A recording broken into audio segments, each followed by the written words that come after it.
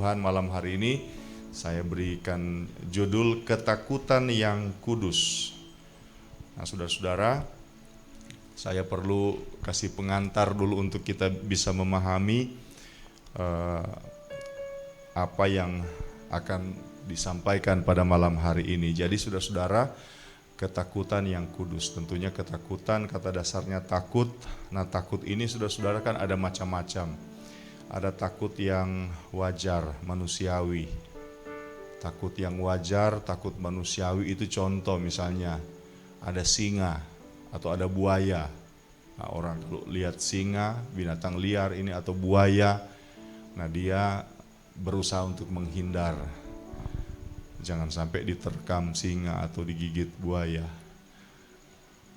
Ada ke warung, kemudian ditulis di satu petunjuk, awas anjing beranak. Ini kan kemudian karena ditulis anjing beranak, nah ini orang tanpa berpikir panjang, Alkitab larang kita jadi orang penakut, jadi dia biasa-biasa saja. Anjing beranak disikapinya dengan biasa, akhirnya digigit anjing. Jadi saudara-saudara, ada ketakutan yang wajar, ketakutan yang manusiawi. Ini ketakutan karena pertimbangan akal sehat. Ada juga namanya ketakutan fobia. Nah, fobia ini satu ketakutan yang sudah ada masalah kejiwaannya. Ada problem dalam psikis, misalnya takut gelap atau takut ruang sempit. Jadi kalau ada di ruang sempit sepertinya mau habis nafas gitu. Kalau di ruang gelap sepertinya rasa mau mati misalnya. Ada orang yang takut ketinggian, ada orang yang takut binatang tertentu. Saya pernah cerita ke saudara-saudara, seorang bapak, dia ada orang panggil bapak ini karena apa? Karena ada ular namanya patola kalau kita di sini. Ada ular patola mungkin sebesar betis kaki orang dewasa. Ini bapak ini dia mengamankan ular tersebut. Tiba-tiba bapak ini lompat lari. Kenapa? Karena ada cacing jatuh. Ada cicak jatuh di badan si bapak. Jadi dia berani dengan ular, takut cicak. Saudara-saudara, ini fobia namanya. Ada juga takut yang muncul di dalam kitab Wahyu pasal 21 ayat 8, munculkan itu oleh tim media dulu. Wahyu pasal 21 ayat 8 dikatakan begini, tetapi orang-orang penakut, orang-orang yang tidak percaya, orang-orang keji, orang-orang pembunuh, orang-orang sundal, tukang sihir, penyembah berhala, semua pendusta, mereka akan mendapat bagian dalam lautan yang menyala-nyala oleh api dan belerang. Inilah kematian yang kedua. Di sini ada orang-orang penakut, dia akan dapat bagian dalam kematian yang kedua, yaitu masuk neraka istilahnya. Jadi orang kadangkala salah memahami ayat ini. Oh, kamu takut cacing, berarti kamu tidak masuk surga. Kamu takut ketinggian, oh kamu akan masuk neraka. Nah, ini salah saudara-saudara. Jadi takut dalam Wahyu 21 ayat 8 berkaitan dengan apa yang disampaikan dalam Lukas 12 ayat 9. Coba munculkan. Lukas 12 ayat 9. Tetapi barang siapa menyangkal aku di depan manusia, ia akan disangkal di depan malaikat-malaikat Allah. Kenapa menyangkal? Takut. Jadi ada orang tidak mau mengakui imannya. Kenapa? Takut kepada manusia, takut kepada orang. Seorang anak muda mungkin dia takut akan ditertawakan oleh teman-temannya kalau dia mengakui bahwa Yesus adalah Tuhan Juru Selamat. Dia takut diketahui sebagai orang Kristen. Jangan sampai dia bisa kehilangan pekerjaannya. Ya, takut seperti ini saudara-saudara, yang takut tidak mengakui iman, itu yang akan mendapat bagian dalam neraka. Sementara malam hari ini kita akan bicara tentang ketakutan yang lain. Mazmur 19 ayat yang ke-9. Jadi ini ketakutan yang lain. Mazmur 19 ayat 9. Mari kita berdiri Bapak Ibu saudara sekalian dimanapun sudah berada. Demikianlah firman Tuhan. Takut akan Tuhan itu suci, tetap ada untuk selamanya.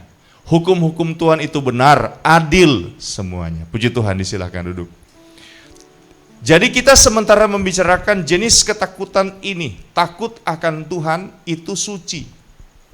Jadi membicarakan tentang satu tema, ketakutan yang kudus.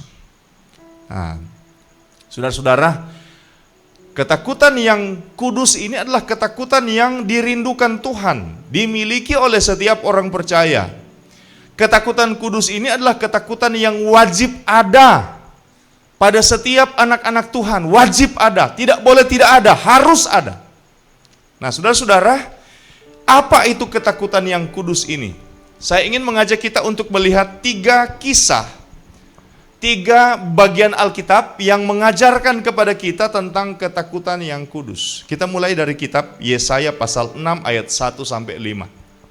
Jadi kisah ini akan membantu kita untuk memahami apa yang diajarkan oleh firman Allah tentang ketakutan yang kudus. Dalam tahun matinya Raja Uzia, aku melihat Tuhan duduk di atas tahta yang tinggi dan menjulang, dan ujung jubahnya memenuhi bait suci. Para serafim berdiri di sebelah atasnya, masing-masing mempunyai 6 sayap. 2 sayap dipakai untuk menutupi muka mereka, 2 sayap dipakai untuk menutupi kaki mereka, dan 2 sayap dipakai untuk melayang-layang. Dan mereka berseru seorang kepada seorang, katanya, Kudus, kudus, kuduslah Tuhan semesta alam, seluruh bumi penuh kemuliaannya. Maka bergoyanglah alas ambang pintu disebabkan suara orang yang berseru itu, dan rumah itu pun penuhlah dengan asap. Lalu kataku, kata Nabi Yesaya, celakalah aku binasa, sebab aku ini seorang yang najis bibir, dan aku tinggal di tengah-tengah bangsa yang najis bibir, namun mataku telah melihat Sang Raja, yakni Tuhan semesta alam. Tidak ada kata takut secara tersurat, tetapi secara tersirat ada. Muncul di pernyataan, di seruan dari Nabi Yesaya, celakalah aku. Nah, saudara-saudara, kalau saudara baca dalam Alkitab, ini kata celaka ini, jadi seruan Nabi Yesaya, celakalah aku. Ini menggunakan bahasa Ibrani yang punya arti, ini seruan yang keras, seruan kuat, yang sangat emosional. Jadi saudara-saudara, ada kan orang berteriak biasa. Kalau saudara waktu masih remaja, saya ke kebun di lingkungan orang-orang Sangihe, maka saudara-saudara pas di kebun biasa orang berteriak, begitu. Dan kemudian ada yang balas. Masing-masing punya ciri khas untuk berteriak. Nah, itu bukan seruan seperti ini. Seruan ini saudara-saudara, seruan dengan sebuah seruan emosional. Seruan emosional.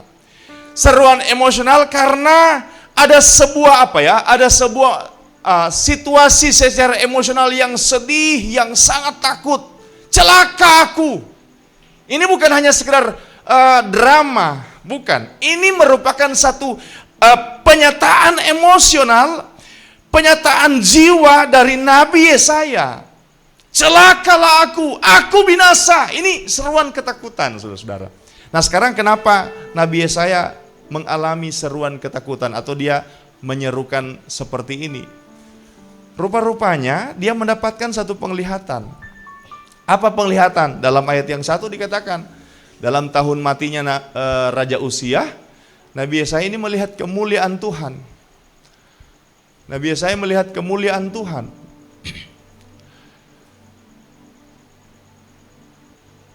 Jadi Tuhan duduk di atas tahta yang tinggi dan menjulang, ujung jubahnya memenuhi bait suci. Kemudian para serafim berdiri di sebelah atasnya. Nah, jadi Tuhan dinampakkan dengan luar biasa, kemudian ada makhluk sorga namanya serafim. Serafim berdiri di sebelah atasnya. Jadi di sebelah atasnya mungkin di samping kiri kanan di bagian atas, masing-masing mempunyai 6 sayap. Jadi itu serafim itu punya 6 sayap. 2 sayap dipakai untuk tutup muka, 2 sayap dipakai untuk tutup kaki, dan 2 sayap dipakai untuk melayang-layang. Bapak Ibu Saudara sekalian, ketika kemudian serafim itu makhluk sorga itu, saudara bisa lihat juga dalam kitab Wahyu pasal 4, saudara-saudara, di sana juga dijelaskan tentang makhluk sorga. Serafim itu mereka adalah makhluk penuh mata dengan 6 sayap, 3 pasang sayap. Ya, 6 sayap, 3 pasang sayap. Nah, saudara-saudara, mereka berseru, kudus, kudus, kuduslah Tuhan. Jadi mereka berseru, kudus, kudus, kuduslah Tuhan semesta alam, seluruh bumi penuh kemuliaannya. Kalau saudara lihat di dalam kitab Wahyu pasal 4, ketika makhluk sorga ini menyerukan kudus, kudus, kudus, ada 24 tua-tua yang langsung lempar mahkota. Langsung lempar mahkota, kemudian langsung sujud di hadapan Tuhan. Langsung sujud di hadapan Tuhan. Nah, waktu Yesaya lihat fenomena ini, situasi ini, Yesaya katakan, celaka aku. Karena aku najis bibir, celaka aku, binasa aku karena aku najis bibir. Dengan kata lain, saudara-saudara, seruan ketakutan ini terjadi karena Yesaya melihat kemuliaan Tuhan. Yesaya melihat kekudusan Tuhan, dan kemudian Tuhan membawa dia dalam sebuah kesadaran, Tuhan membawa dia dalam sebuah evaluasi rohani, bahwa dia adalah orang yang berdosa. Ketika dia ada di hadirat Tuhan, ketika dia ada di ruang kudusnya Tuhan, dia hanya melihat sebuah penglihatan, saudara-saudara, dia langsung sadar betapa kotornya dia. Nah, saudara-saudara, karena itu saya mau sampaikan, aneh sekali kalau orang terbiasa dengan hadirat Tuhan, terbiasa melayani Tuhan, terbiasa jadi pelayan pemusik, pelayan pemuji, pelayan singers, atau apalah. Aneh kalau justru dengan kebiasaannya untuk ada di hadirat Tuhan, dia kehilangan rasa akan kekudusan Tuhan. Aneh, saudara-saudara.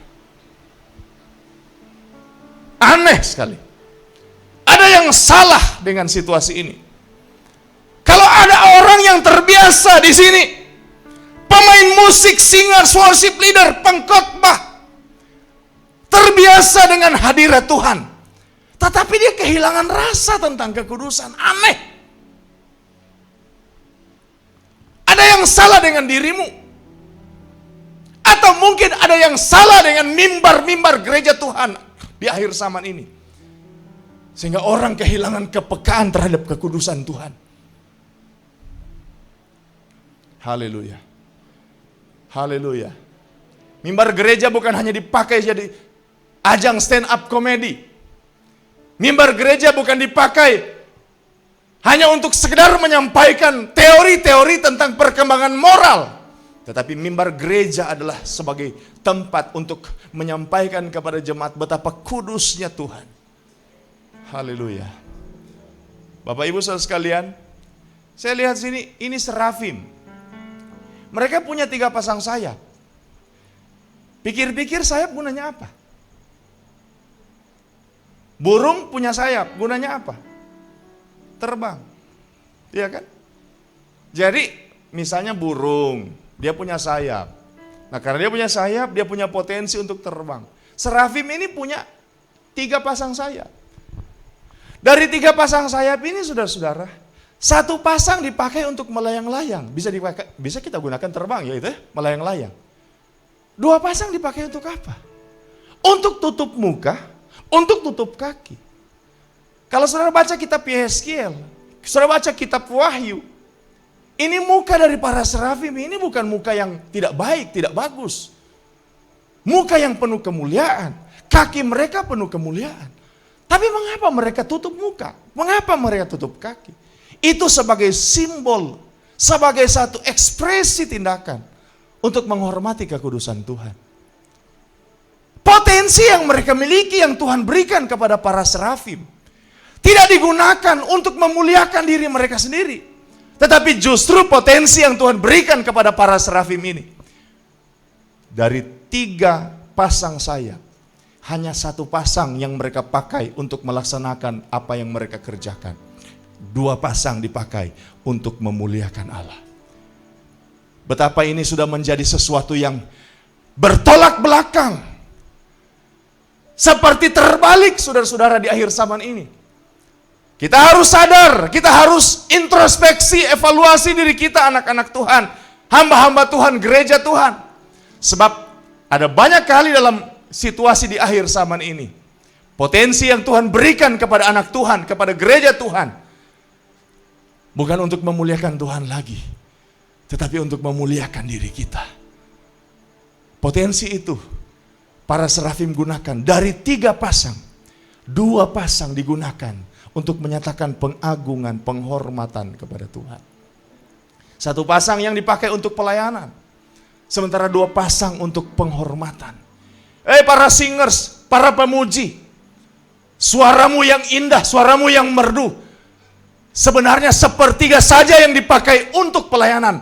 Tetapi 2/3 dari suaramu yang merdu itu seharusnya ada di ruang-ruang doamu. Ketika engkau mulai menyembah Tuhan, ketika engkau mulai memuliakan Tuhan, ketika engkau mulai menghormati Tuhan dalam kesendirian, saudara mulai mengangkat tangan, mulai mengangkat suara, memuji, memuliakan Tuhan. Kudus, kudus, kudus, kuduslah Tuhan. Kudus, kudus. Potensi yang Tuhan berikan kepada kita memang untuk digunakan dalam semua aktivitas kita, dalam semua tanggung jawab, dalam semua pelayanan. Tetapi itu hanya 1/3 kalau kita baca dalam kitab Yesaya. 2/3 seharusnya itu merupakan satu hal yang kita berikan langsung kepada Tuhan, kepada Tuhan. Kalau misalnya ada seorang yang punya suara merdu, dia hanya gunakan untuk singers. Kalau di GPD IDTC, dia akan dapat jadwal 1 bulan 1 kali. Paling banyak 1 bulan 2 kali. 1 bulan 1 kali biasanya. Maka ada 3 minggu engkau tidak menggunakan potensimu itu untuk memuliakan Tuhan. Mari kita mesti lebih banyak menghormati Tuhan. Memuliakan Tuhan. Memuliakan Tuhan, menghormati Tuhan. Oh haramataka ya masikara layar masikara. Oh haleluya ramasikarata haramasikara. Horalaya ramasikarata haramataya karamastika. Dimanapun saudara berada, saudara-saudara, gereja Tuhan akhir zaman ini semakin hebat potensinya. Potensi keuangan semakin hebat. Potensi ini, potensi itu semakin hebat gereja. Tetapi apakah gereja menggunakan potensinya ini untuk memuliakan Tuhan? Apakah gereja menggunakan potensinya untuk berkata, kudus, kudus, kuduslah Tuhan. Kudus, kuduslah. Kuduslah Tuhan. Allah semesta alam. Kudus, kuduslah. Kuduslah Tuhan, surga bumi menyembah. Saudara-saudara, ketika Nabi Yesaya melihat kekudusan Tuhan, wah, dia mengeluarkan seruan ketakutan. Berapa banyak kali kita kehilangan ketakutan ini. Ibadah kehilangan ketakutan akan kekudusan Tuhan. Pelayan kehilangan ketakutan akan kekudusan Tuhan. Tetapi mari kita belajar seperti Nabi Yesaya. Amin, saudara-saudara. Ketakutan yang kudus. Kita lihat ketakutan yang lain. Roma 7 ayat 24. Roma pasal 7 ayat 24. Saudara-saudara, Rasul Paulus katakan begini, aku manusia celaka. Siapakah yang akan melepaskan aku dari tubuh maut ini? Saudara-saudara, tidak ada kata takut atau ketakutan. Tetapi seruan Rasul Paulus di dalam Roma 7 ayat 24 ini memberikan kepada kita pemahaman bahwa ada satu ketakutan kudus yang sementara terjadi dalam pribadi Rasul Paulus. Aku manusia celaka. Siapakah yang akan melepaskan aku dari tubuh maut ini? Kenapa muncul seruan itu? Karena Rasul Paulus menyadari bahwa dia orang yang sudah dilahirkan baru. Dia orang yang sudah menerima kasih karunia, tetapi dia masih menempati tubuh daging, di mana daging ini seringkali berjuang menggoda Rasul Paulus untuk melakukan dosa. Nah, saudara-saudara, godaan daging itulah yang menyebabkan Rasul Paulus berseru, "Aku manusia celaka." Anak-anak Tuhan, ketika ada godaan-godaan daging dalam hidup kita, apakah kita masih berseru, "Aku manusia celaka, Tuhan"?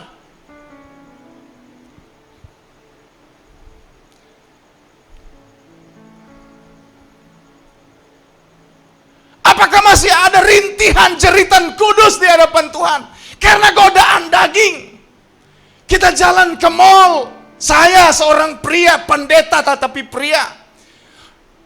Lewat di depan mata saya seorang wanita dengan berpakaian minim, berpakaian seksi. Dan itu secara naluriah menggoda setiap laki-laki. Dan ketika dia berjalan, dan kemudian daging mulai bereaksi, apakah masih ada jeritan dalam hati kita? "Oh Tuhan, aku manusia celaka, tolong saya."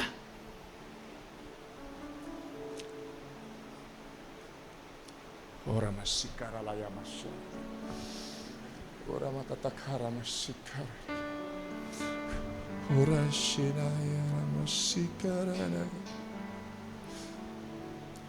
Ora mataya masikara. Ketika ada godaan-godaan yang mendorong tubuh kita, daging kita, untuk melakukan sesuatu yang menyakiti hati Tuhan,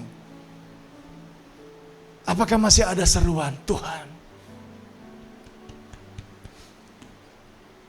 tolong saya Tuhan"? Ketika ada godaan untuk berdusta, apakah masih ada seruan, "Tuhan, aku manusia celaka"? Ketika ada godaan untuk apa ya? Untuk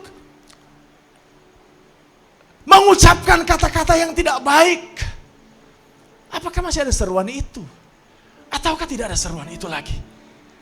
Anak-anak Tuhan terbiasa bikin dosa. Anak-anak Tuhan terbiasa melakukan hal-hal yang tidak Tuhan kehendaki. Bikin dosa. It's okay, ada pengampunan. Benar, ada pengampunan Tuhan. Kenapa ada pandemi seperti ini, saudara-saudara? Betul, karena virus. Kenapa ada virus? Orang katakan, "Oh, ada konspirasi ini, konspirasi." Betul, tetapi semuanya diawali oleh manusia mengizinkan, namanya dosa. Nah, sekarang kenapa? Coba kita renungkan kebenaran ini, saudara-saudara. Berapa banyak kali kita introspeksi, saudara-saudara? Berapa banyak kali ketika ada orang dia berhasil mengerjai temannya dengan cara berdusta. Dia bilang begini dalam bahasa Manado, "Cuma baku saya dulu yang anak somara." Saya baca status teman saya. Bilang katanya sabar. Bahasa Manado, pakai bahasa Manado statusnya. "Cuma ada tola sadiki di parigi, marah."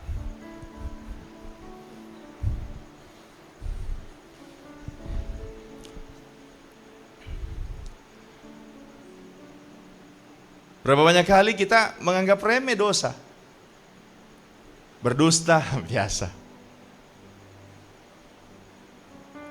Buka gambar porno, video porno, biasa. Tuhan sangat tahu sengaja dan tidak sengaja. Memangnya Tuhan tidak tahu sengaja atau tidak sengaja? Oh, tidak sengaja.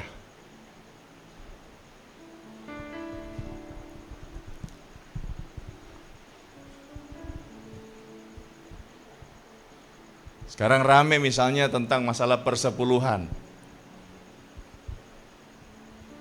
Saya saudara-saudara malu. Wajar apabila ada anak-anak Tuhan, jemaat Tuhan yang mulai berbicara keras dan tajam tentang persepuluhan, yang membuat hati banyak pendeta miris, malu. Wajar. Karena apa? Teman-teman pendeta, hati-hati dengan mengelola persepuluhan.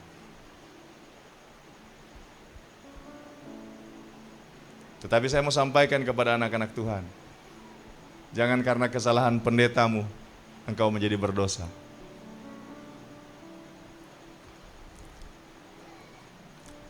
Sebab Tuhan punya neraca untuk menimbang semua perbuatan kita.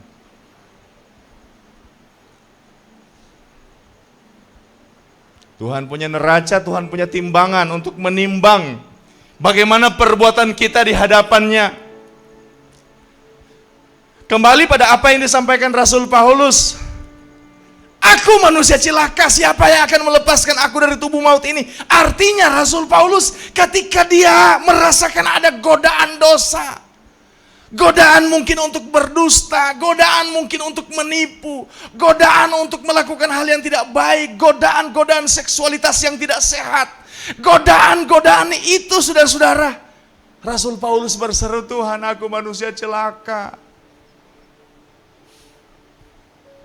Bukan untuk dipermainkan dosa Bapak Ibu Saudara sekalian, bukan untuk dipermainkan sekali lagi. Jangan main-main dengan dosa. Haleluya. Haleluya. Kisah terakhir. Lukas 22 ayat 41 sampai 44. Oh, haleluya. Kemudian Yesus menjauhkan diri dari mereka. Ia di sini Tuhan Yesus, kira-kira sepelempar batu jaraknya. Lalu ia berlutut dan berdoa katanya. 42. Ya Bapakku, jikalau engkau mau, ambillah cawan ini daripadaku, tetapi bukanlah kehendakku, melainkan kehendakmu lah yang terjadi. Maka seorang malaikat dari langit menampakkan diri kepadanya untuk memberi kekuatan kepadanya. Mengapa? Karena ayat 44 sama-sama kita baca 2-3. Ia sangat ketakutan. Siapa yang sangat ketakutan? Nah, jadi kalau orang bilang, oh ketakutan, ini Tuhan Yesus takut. Ia sangat ketakutan dan makin bersungguh-sungguh berdoa. Peluhnya menjadi seperti apa? Titik-titik darah yang bertetesan ke tanah. Jadi pertanyaan, Tuhan Yesus ketakutan apa? Oh, Tuhan Yesus takut mau dicambuk. Saya pernah lihat di medsos seorang tentara yang menangis saudara-saudara karena mau disuntik. Tentara saudara-saudara mau disuntik menangis. Anak saya paling kecil waktu itu mau dibawa karena ada temannya yang rabies, meninggal karena rabies, jadi mau dibawa untuk disuntik. Sudah waktu dibawa disuntik saudara-saudara, ada, kalau tidak salah ada 2 ya, perawat, ada yang satu perempuan, ada satu laki-laki, siap-siap untuk memegang Fafa. Saya bilang tidak usah dipegang lah. Karena Fafa mau disuntik. Pas mau disuntik, perawatnya bingung karena Fafa hanya diam-diam sambil melihat mereka suntik ke Fafa. Selesai, Fafa tanya, Pak, so selesai? Iya. Suster sama temannya, ini anak, sementara ada anak-anak lain merontak. Fafa tenang-tenang saja. Nah sekarang Tuhan Yesus ketakutan apa saudara? Takut mau dicambuk, takut mau dipaku, takut mau ditombak. Saya mau sampaikan Tuhan Yesus tidak takut untuk hal-hal seperti itu. Mengapa saya katakan Tuhan Yesus tidak takut seperti itu? Buktinya apa? Waktu dia sementara khotbah, orang banyak mau dorong dia ke jurang. Tuhan Yesus biasa-biasa saja. Satu waktu Tuhan Yesus mau kembali ke Yerusalem. Petrus, sang pemberani itu berkata, Guru, baru-baru saja orang Yahudi mau membunuh engkau sudah mau balik ke Yerusalem. Tuhan Yesus katakan, satu hari kan 24 jam. Balik, biasa Tuhan Yesus dengan hal seperti itu. Nah sekarang Tuhan Yesus ketakutan apa? Yohanes pasal 1 ayat 29, apa yang menjadi ketakutan Yesus? Haleluya. Haleluya. Pada keesokan harinya Yohanes melihat Yesus datang kepadanya dan ia berkata, "Lihatlah anak domba Allah yang menghapus dosa dunia." Dalam terjemahan lama, terjemahan aslinya lebih harus diartikan seperti ini. Lihatlah anak domba Allah yang mengangkut dosa dunia, yang membawa dosa dunia. Artinya Tuhan Yesus pikul dosa kita, dosa dunia. Dosa dunia kapan? Sebelum dunia, sebelum masa kita maksudnya, sampai akhir zaman. Dosa siapa? Dosa semua orang Tuhan Yesus pikul. Dia sendiri telah memikul segala dosa kita dalam tubuhnya di kayu salib. 1 Petrus 2 ayat 24. Jadi dia sendiri memikul dosa kita dalam tubuhnya di kayu salib, supaya kita yang telah mati terhadap dosa hidup untuk kebenaran. Jadi dia pikul dosa kita. Nah saudara-saudara, konsekuensi untuk memikul dosa ini menakutkan Tuhan Yesus. Apa konsekuensi ketika Tuhan Yesus memikul dosa? Saudara-saudara, ada satu ayat. Ayat ini saudara-saudara pasti kita kenal.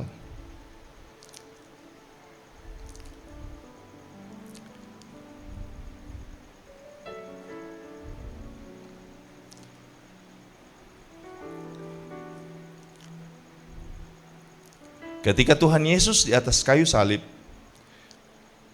dalam Matius pasal 27 ayat 46.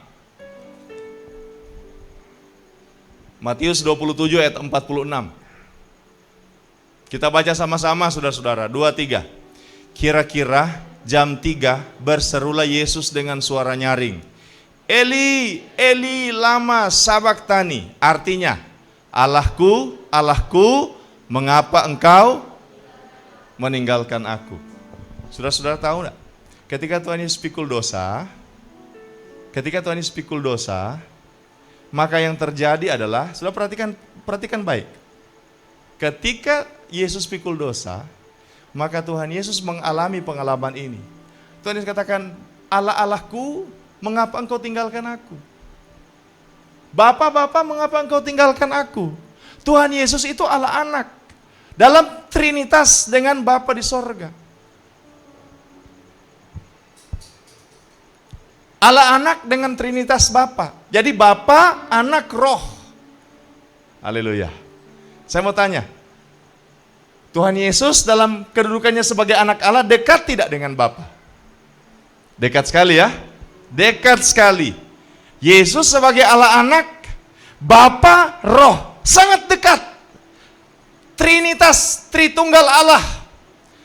Satu Tuhan dengan 3 pribadi yang berbeda.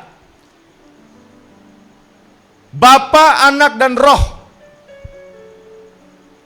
Tetapi saudara-saudara, karena dia pikul dosa, Alkitab katakan, Tuhan Yesus katakan, "Bapa, Bapa, mengapa engkau tinggalkan aku?"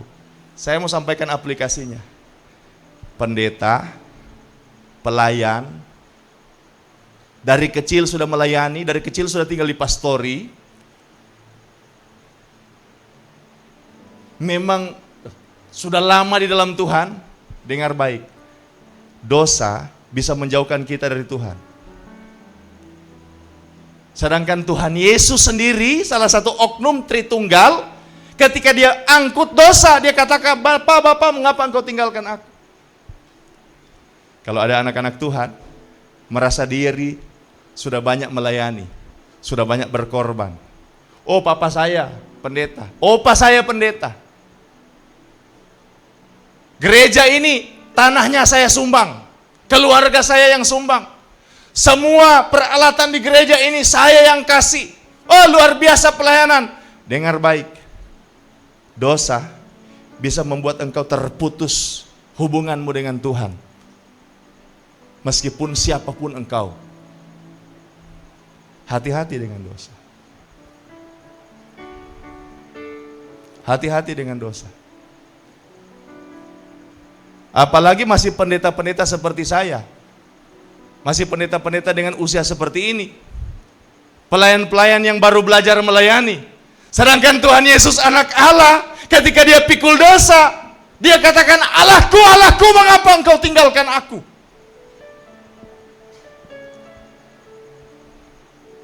Ada orang berpikir, oh dia punya jabatan, dia pendeta dengan nama besar, dia pendeta berkarisma, dia pendeta dengan banyak karunia, dia pelayan yang sangat diperhitungkan pelayanannya. Saudara-saudara, dosa bisa membuat engkau putus hubungan dengan Bapa di sorga. Yesaya pasal 59 ayat 1 dan 2.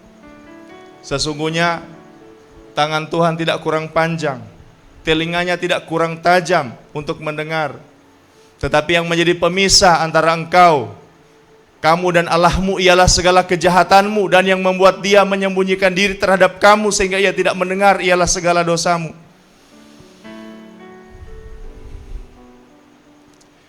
Saudara-saudara, kita mau masuk new normal.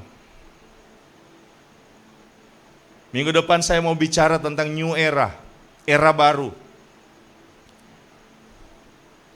Dan saya mau sampaikan bahwa di era baru, salah satu hal yang perlu kita waspadai adalah serbuan iblis. Serbuan iblis dari segala lini untuk membuat anak-anak Tuhan berdosa. Bukan cuma anak-anak Tuhan, hamba-hamba Tuhan. Ada serbuan-serbuan sporadis, bukan sporadis, sistematis dari semua lini. Iblis menyerbu untuk membuat orang-orang, anak-anak Tuhan, hamba-hamba Tuhan berdosa. Tapi sebelumnya malam hari ini saya mau sampaikan, biarlah ketakutan kudus itu ada dalam hidup kita. Ketakutan kudus. Haleluya. Saya baca ini seruan Yesus ini, Eli, Eli lama sabachthani, Allahku, Allahku, mengapa engkau meninggalkan aku? Wah, sedangkan Tuhan Yesus mengalami situasi itu. Anak Allah, dia Tuhan. Dia berkata, Bapa, Bapa, mengapa engkau tinggalkan aku? Apalagi hanya pendeta, apalagi hanya pemimpin organisasi, apalagi hanya pelayan-pelayan di gereja. Siapakah kita? Siapakah engkau? Semua yang kita kerjakan akibat dosa membuat hubungan kita putus dengan Tuhan. Adam dan Hawa saja, saudara-saudara, yang diciptakan langsung oleh Allah. Sehingga dalam kitab Injil Lukas, Adam itu anak Allah. Diusir, saudara-saudara, diusir. Dihalau dari Taman Eden. Kenapa? Dosa. Jangan main-main dengan dosa. Jangan mempercakapkan dosa seakan-akan dosa itu biasa-biasa. Saya lihat kalau misalnya orang ada kasus-kasus tentang dosa terjadi, orang bicara di Facebook, orang membicarakan tentang dosa itu, saudara-saudara, tidak dalam sebuah ketakutan kudus, tetapi sebagai semangat-semangat politis. Itu harus hati-hati. Adam dan Hawa diusir dari Taman Eden. Kain diusir dari hadirat Tuhan karena bikin dosa.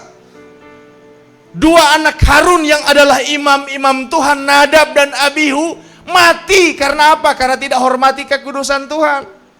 Hofni dan Pinehas mati karena apa? Karena tidak menghormati persembahan. Loba itu, saudara-saudara, ternyata tidak hormat dengan persembahan. Itu yang saya katakan tadi. Miris, saudara-saudara, kalau ada persembahan-persembahan di gereja, apakah persembahan derma, persepuluhan, digunakan tidak dengan cara bertanggung jawab.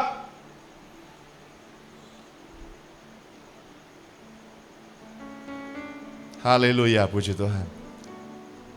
Uza waktu bawa tabut Allah dari rumah ayahnya Abinadab mau bawa ke Yerusalem, ke tempat Daud. Tabut Allah yang dimuat di dalam di dalam gerobak itu atau roda itu, kereta, saudara-saudara, rodanya miring sehingga Uza memegang tabut Allah itu. Dia ingin menunjukkan bahwa dia ini sudah biasa dengan tabut Allah. Waktu dia pegang, Alkitab katakan Tuhan menyambar Uza, mati di tempat Uza. Yang jadi pertanyaan saya selama ini, Tuhan menyambar dengan cara apa? Mungkin kilat. Pang, langsung mati. Haleluya. Haleluya. Jangan pandang remeh. Apa yang saya mau sampaikan tentang ketakutan kudus? Ketakutan kudus adalah satu perasaan, satu sikap yang menghormati hadirat Tuhan. Amin. Hormati hadirat Tuhan. Hormati anak-anak Tuhan akan hadirat Tuhan. Hormati hadirat Tuhan. Menghormati hadirat Tuhan. Dan kemudian menyadari dosa, menyadari kesalahan kita. Seperti saya katakan, biarlah ada seruan seperti Rasul Paulus tadi, celakalah aku karena aku manusia berdosa. Kalau ada anak-anak Tuhan yang sementara beribadah, tidak fokus, tidak benar, dia harus katakan, Tuhan ampuni saya. Jangan main-main Bapak Ibu, jangan main-main. Ketika anak-anak Tuhan misalnya keseleo bicara, slip tongue, keseleo bicara, akhirnya membicarakan sesuatu yang akhirnya salah. Jangan tertawa, pengakuan dosa. Saya setuju dengan umat Katolik, ada sesi pengakuan dosa.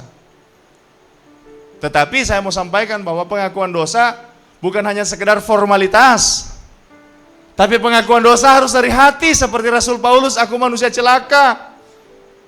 Anak-anak Tuhan harus belajar menghormati kekudusan Tuhan. Anak-anak Tuhan, kita semua harus belajar untuk menghormati Tuhan. Kita harus belajar untuk menjauhi dosa. Dan saya mau sampaikan, mari anak-anak Tuhan, seberapapun saudara-saudara yang mendengar khotbah ini, meskipun sudah di rumah, mari anak-anak Tuhan berdiri di bumi ini menjadi anak-anak Tuhan yang tidak mempermalukan Tuhan, tetapi mempermuliakan Tuhan. Haleluya. Haleluya. Haleluya. Kita tidak boleh menghakimi orang dengan cara yang tidak pantas.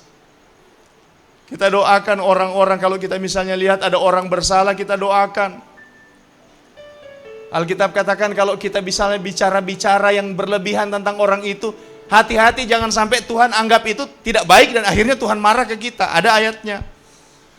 Jadi kalau ada orang berbuat dosa, mari kita harus sangat menjaga apa yang menjadi tujuan Tuhan, apa yang Tuhan inginkan kita lakukan. Tetapi yang saya mau sebutkan sekarang adalah anak-anak Tuhan, marilah berdiri menjadi orang-orang Kristen yang kudus. Hamba-hamba Tuhan yang kudus, jemaat yang kudus, pelayan yang kudus. Berdirilah di tengah-tengah dunia, di tengah-tengah angkatan yang jahat, angkatan yang bengkok dan sesat ini. Berdirilah menjadi anak-anak Tuhan yang kudus. Anak-anak muda, ketika ada teman-temanmu seks bebas, berdirilah jadi anak-anak muda yang kudus. Kalau ada anak-anak muda belum menikah, misalnya sudah menjadi sesuatu yang jadi percakapan umum, berdirilah jadi anak-anak muda yang kudus. Kalau ada jemaat tetanggamu bicara-bicara kotor, bersendak kurau porno, berdirilah jadi anak-anak Tuhan kudus. Kalau ada teman-teman kita yang terbiasa berdusta, tipu itu jadi semacam jok, sendak gurau, berdirilah jadi anak-anak Tuhan yang kudus. Kalau ada orang menggunakan uang untuk hal-hal sesuka hatinya, berdirilah jadi anak-anak Tuhan yang kudus. Kelola uang kepercayaan Tuhan dengan betul, bertanggung jawab untuk kemuliaan Tuhan. Berdiri jadi anak-anak Tuhan yang kudus. Amin, saudara-saudara. Amin, saudara-saudara. Amin, saudara-saudara. Malam ini saya khotbah dengan sangat semangat.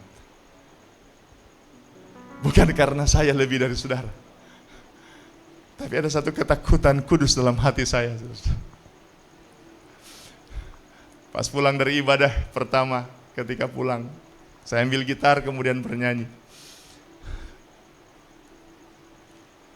Oh saudara-saudara, rencananya saya hanya ikuti gitar, main gitar biasa. Tapi Tuhan bawa saya berdoa. Ketika saya berdoa, Tuhan taruh di hati saya bagaimana hati Tuhan ketika anak-anaknya itu terbiasa bikin dosa. Melihat dosa hanya sebagai sebuah permainan, melihat dosa hanya sebagai senda gurau, melihat dosa hanya sebagai sesuatu yang biasa.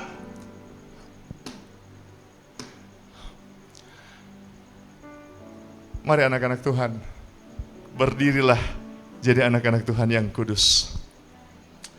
Oh haleluya, tutup matamu. Yesus.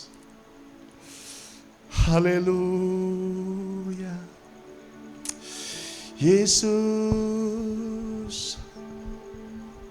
Pendeta, saya tidak bisa jadi anak Tuhan yang kudus, pendeta.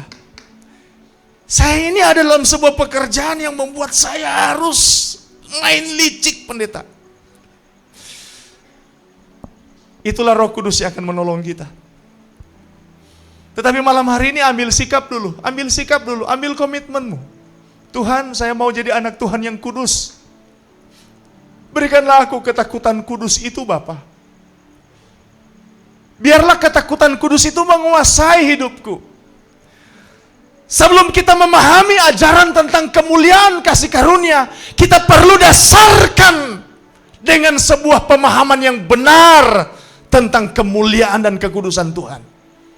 Kita tidak akan bisa memahami ajaran tentang kasih karunia yang mulia itu tanpa memiliki pemahaman yang benar tentang kekudusan Allah dan tentang keberdosaan kita.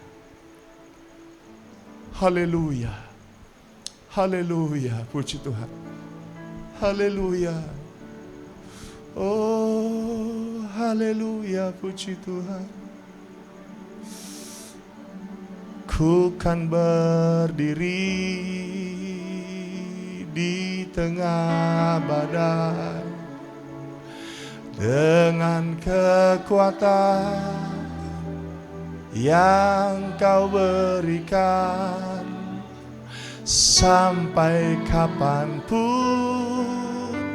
ku kan bertahan, karena Yesus selalu menopang hidupku. Ku kan berdiri, haleluya. Ku kan berdiri di tengah badai. Pemain musik saja dulu.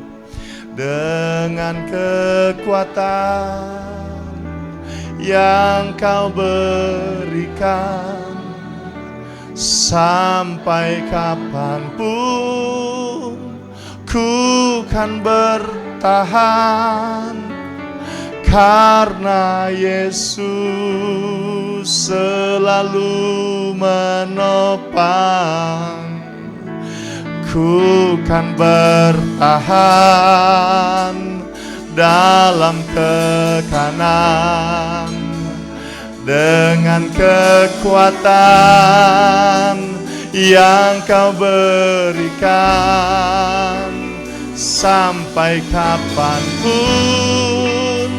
tak tergoyahkan, karena Yesus selalu menopang hidupku. Saudara-saudara, berapa banyak kali kita menganggap bahwa berdiri dalam tekanan itu tekanan ekonomi, berdiri dalam tekanan itu tekanan beban masalah hidup. Tetapi saya mau sampaikan, anak-anak Tuhan juga harus berdiri dalam tekanan serangan dosa. Tekanan serangan dosa, godaan dosa. Iblis berusaha menggoda, dia gunakan segala macam sumber dayanya.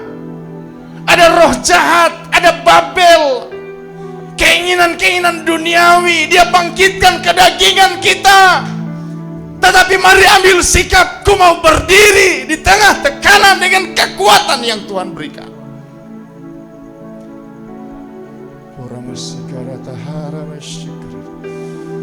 Biarlah perasaan Tuhan ada di hati anak-anak Tuhan. Biarlah hati Tuhan ada di hati setiap hamba-hamba Tuhan.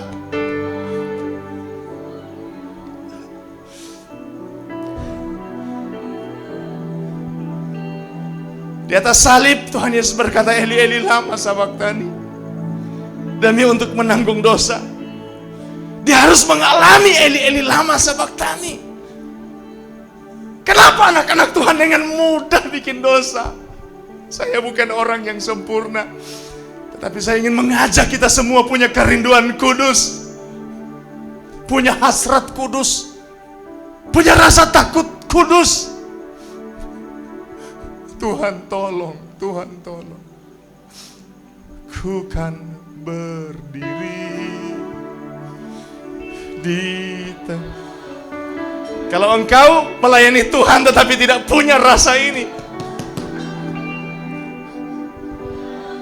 mungkin engkau malu di gereja, atau mungkin sementara di rumah berlutut. Saudara-saudara, ada masalah dengan dirimu.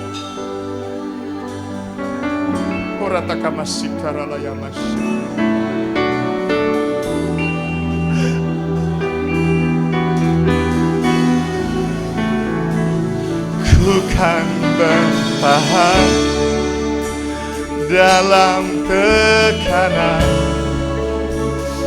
dengan kekuatan yang kau berikan. Sampai kapanpun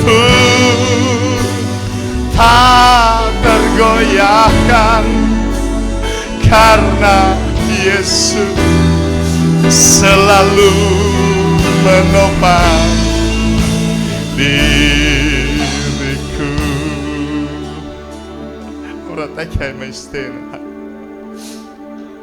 Kalau ketakutan kudus ini tidak ada, bisa dua. Yang pertama, bisa hati nurani kita, roh kita kehilangan kepekaan akan kekudusan Tuhan. Yang kedua,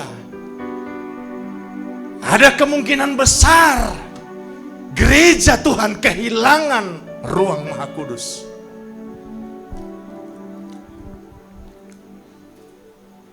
Tidak ada lagi rasa ruang Maha Kudus di gereja-gereja Tuhan.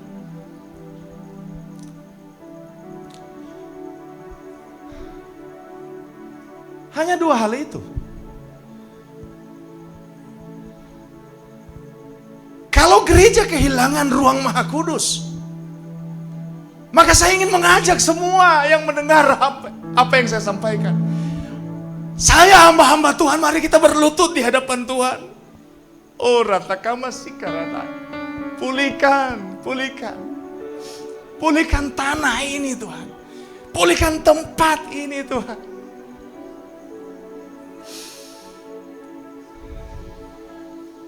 Seharusnya ketika ada orang datang ke gereja, dia rasakan ada rasa hadirat Tuhan di sana, suasana sorga di sana.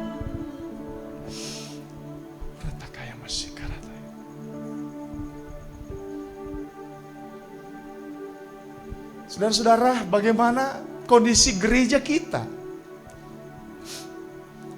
Saya tidak mau bicara gereja lain, mungkin GPDI DTC. Mari pelayan-pelayan, mari pendoa-pendoa mulai berdoa Tuhan. Pulihkan ruang Maha Kudus di gereja kami Tuhan. Pulihkan Tuhan, pulihkan Tuhan. Pulihkan Tuhan. Pulihkan Tuhan. Pulihkan. Jangan sampai tabut Allah itu sepertinya secara simbolik masih ada.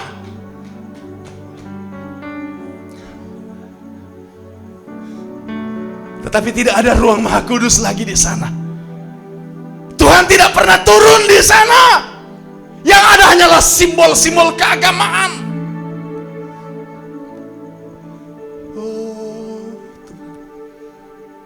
Tapi bisa juga gereja masih memiliki ruang Maha Kudus itu.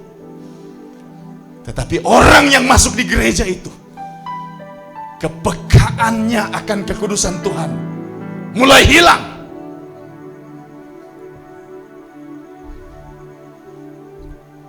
Haleluya. Kalau ada sementara mengalami itu,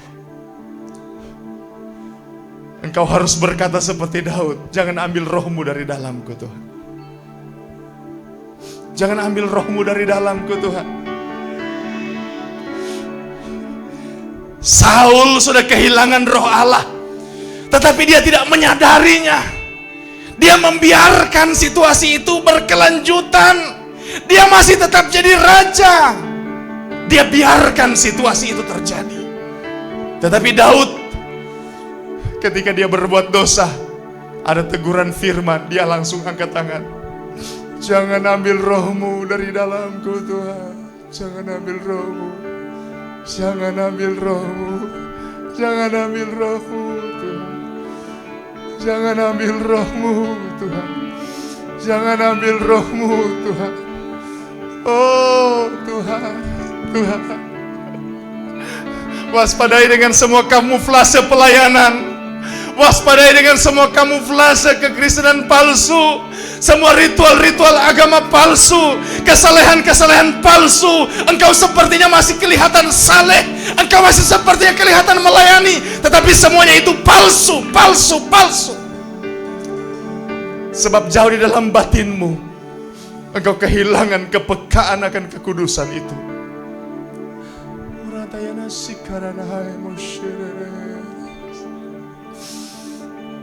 Haleluya. Oh, haleluya. Oh, beberapa saat mari kita menyembah Tuhan. Yesus, Tuhan jamah, Tuhan jamah umat. Tuhan jamah umat.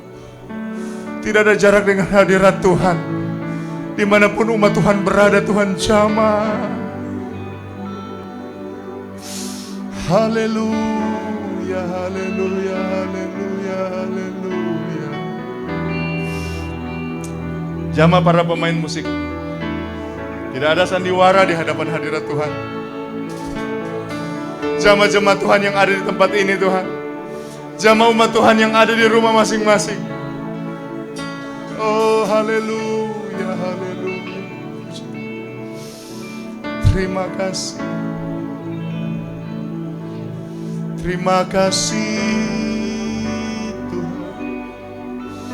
Terima kasih Bapa. Terima kasih.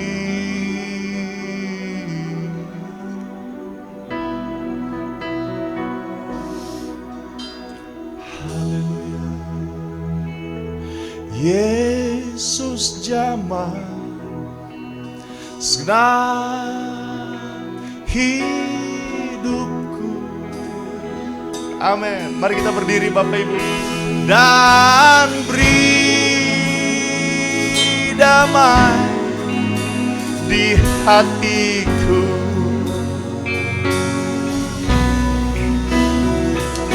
Semua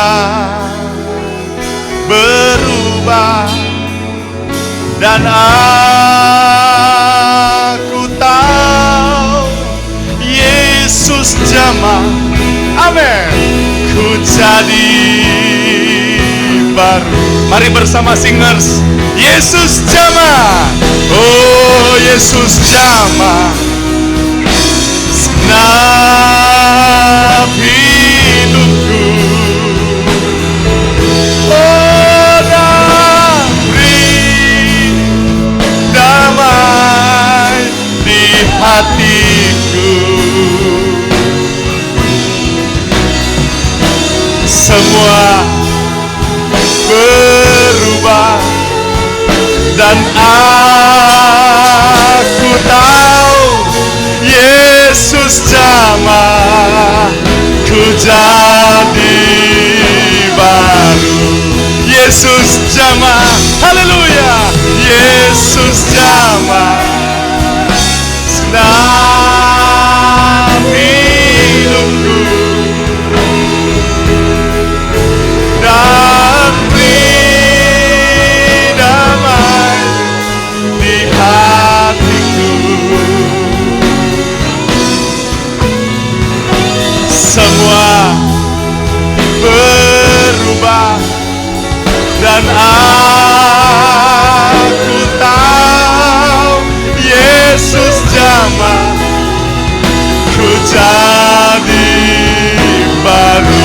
semua berubah, dipulihkan oleh Tuhan.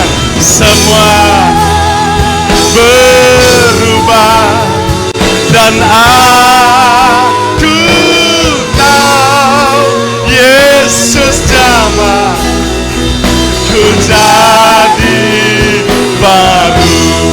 Terakhir, semua berubah. Oh, semua berubah dan aku tahu Yesus jamah ku jadi baru. Haleluya, haleluya, haleluya, haleluya, haleluya. Kembalikan ruang Maha Kudus-Mu di gereja-gereja Tuhan. Pulihkan hati kami. Pulihkan hati kami Tuhan. Jangan ambil roh-Mu dari dalamku Tuhan. Perbaharuilah hati kami Tuhan. Haleluya. Biarlah ada ketakutan kudus dalam hidup kami semua. Menjadi anak-anak Tuhan yang menghormati kekudusan-Mu. Anak-anak Tuhan yang setia kepadamu. Terima kasih Bapa. Terima kasih. Tanamkan firman Allah ini Tuhan dalam hati kami. Kalau ada umat Tuhan yang saat ini Tuhan sementara Engkau lawati, terjadi pemulihan dalam nama Tuhan Yesus Kristus. Dimanapun kita berada, Tuhan pulihkan kita. Terima kasih Bapa di sorga, Engkau baik bagi kami. Engkau Allah yang setia. Engkau Allah yang tidak pernah tinggalkan kita. Terpujilah nama Tuhan. Kami yakin Engkau sempurnakan ibadah ini dan Engkau berkati kami semua. Biarlah hidup kami selalu memuliakan Engkau. Tuhan berkati negara kami Tuhan. Negara kami di beberapa tempat mulai dilaksanakan new normal. Di tengah-tengah kasus yang masih cukup tinggi, Tuhan lindungilah umat-Mu. Tuhan tolong kami. Kami tak bisa tanpa Tuhan. Jaga pelihara kami seperti biji mata-Mu Bapa. Ada umat-umat Tuhan yang mungkin saat ini dalam kekurangan. Tuhan Engkau cukupkan. Engkau yang akan bukakan tingkap-tingkap langit memberkati umat-Mu Bapa. Dengan cara-cara yang ajaib Engkau berkati umat-umat-Mu Tuhan. Tuhan berkati kami semua Bapa. Kalau ada yang sakit Engkau berikan kesehatan yang sempurna. Sebab bagi Tuhan tidak ada yang mustahil Bapa. Terima kasih Bapa. Terpujilah nama Tuhan. Allah baik, Allah setia. Kami yakin Engkau ada bersama-sama dengan kami di tempat ini Bapa. Terima kasih.